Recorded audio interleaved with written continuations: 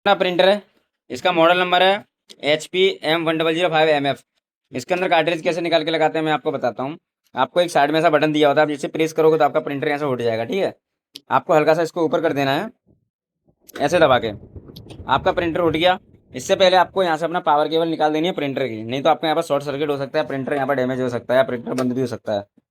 अब इसके अंदर आपको क्या करना है, आपको हल्का सा ऐसा प्रेस करके ऊपर की तरफ कार्ट्रिज खींच लेनी है। ठीक है, ये इसकी कार्ट्रिज है, और जो इसके अंदर मॉडल नंबर आता है कार्ट्रिज का, ये 261 सॉरी, इसका कार्ट्रिज नंबर 12A।